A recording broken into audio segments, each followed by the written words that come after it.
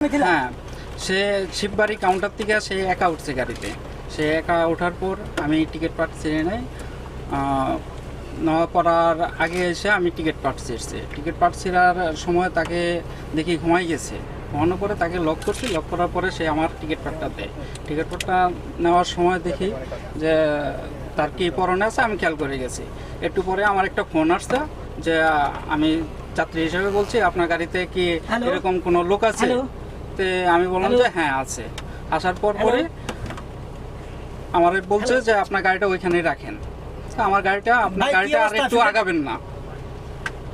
তো আমি আর গাড়ি আগাই নাই। আমি নওয়াপাড়া রেল কোচিং এর পরে আমি গাড়িটা রেখে দিয়েছি। রেখে দেওয়ার পরে নওয়াপাড়ার ওসি সাহেব, নওয়াপাড়া অভয়নগরের ওসি সাহেব আনিসুর সাহেব এখানে চলে আসেন। পুলিশ সদস্য নিয়ে চলে আসেন। সেই গাড়িতে ওইটা তাকে নামাই নিয়ে যান। নামাই নিয়ে যাওয়ার পরই র্যাব চলে আসে। ঠিক আছে ভাই। র্যাব চলে আসার পরই একসাথে তারা গাড়ির নিচে নিয়ে তাকে নিয়ে টানা হেঁচড়া শুরু করে। এক পর্যায়ে তাকে র্যাব নিয়ে চলে যায়। ভাই মানে অপহরণকারী টাইপের কাউকে কোনো সন্দেহভাজন কিছু দেখছি না, অপহরণকারী হিসাবে কাউকে দেখি নাই। উঠে কি ফরহাদ মাজারকে পেয়েছিলেন? আমি তো অ্যাকচুয়ালি ওনারে চিনি না, উনি ঘুমাচ্ছিল, তখন লাইট কম ছিল। তো আমি ওনারে বলছি যে এক্সকিউজ মি, আমার একটু সাইড দিয়েন। তো উনি পাশ সরাইলে আমি জাস্ট ওখানে বসে পড়ছি। আমি তো আর ওনারে চিনি না। আচ্ছা, ওনাকে কোথা থেকে কারা নামায় নিয়ে গেল বলবেন? জুবায়ের, আমার ডিভাইসটা চার্জ দে। আমার এখানে বন্ধ হয়ে যাবে কিন্তু। সিরিয়াস ছিল মনে হয়। জি জি। অভয়নগর থানার আমি ঘুমাইছিলাম। আচ্ছা। তো লাস্টে উনি যখন আচ্ছা শিগগিরই দেন, ওদের এখন ব্রিফিং চলছে। ই লাগানো ছিল তো ওই যে ব্রিফিং দিতে বলছে যে আপনি এটা একটু খুলেন তো। তখন আমার জিজ্ঞাসা করছে শুধু যে আমার নাম কি, এটাই আর কি। আচ্ছা। আর ওনার আশপাশে কেউ ওনাকে মানে ইয়ে করতেছিল এরকম, মানে সন্দেহভাজন? এরকম আমি কিছু সন্দেহভাজন কাউকে পাননি? প্রথম থেকেই ঘুমাইছিল। সন্দেহভাজন কাউকে দেখে মনে হয়েছে কেউ কোনো সন্দেহ করার মতো কিছু, যে নাকি কেউ রেকি করছে?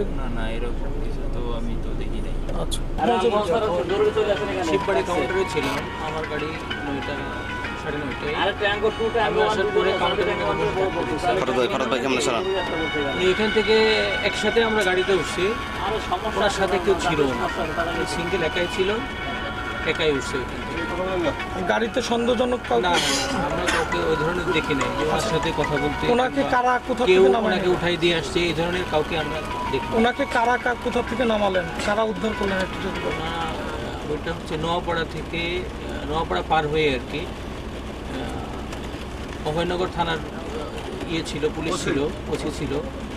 তারপর কিছুক্ষণ পরে আবার র্যাব আসছে আর কি, 1 মিনিট পরেই র্যাব আসছে গাড়িতে। তারপরে নামায় নিয়ে যায়। তারপরে সামনে গাড়ির সামনে কি হয়েছে ওদের সাথে কথাবার্তা চলছিল র্যাব এবং পুলিশের সাথে। বাকিটা আমরা গাড়ির মধ্যে ছিলাম, আমরা আর জানি না।